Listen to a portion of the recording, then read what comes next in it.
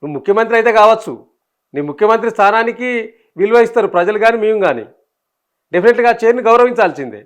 కానీ వ్యక్తిగా నువ్వు ఏంటిది అసలు? వ్యక్తిగా నువ్వు ఏంటిది? ఉద్యమంలో పనిచేసిండట రేవంత్ రెడ్డి గారు.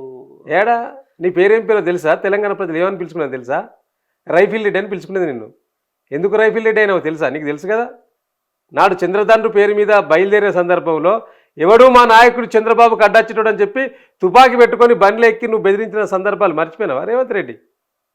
నువ్వు తెలంగాణకు నువ్వు 18 గంటలు పనిచేస్తా అని చెప్తున్నావు.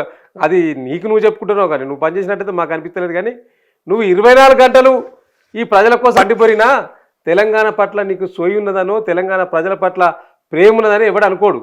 నీ నరాన ఆంధ్ర బానిసత్వం నీకున్నది. నరాన కళ్ళ ముందు కనిపిస్తున్నది కదా.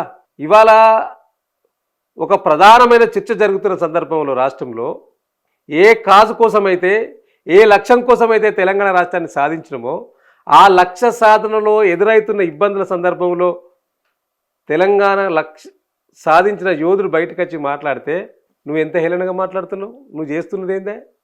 నువ్వు నిండు అసెంబ్లీలో అబద్ధాలు, అసత్య ప్రచారాలు. అది మోరా నువ్వు పినాయిలతో కనుక్కోవాలని నీ నోటిని, నీకు ఆ మూసి కంపెనీ నోటినే కనిపిస్తున్నది.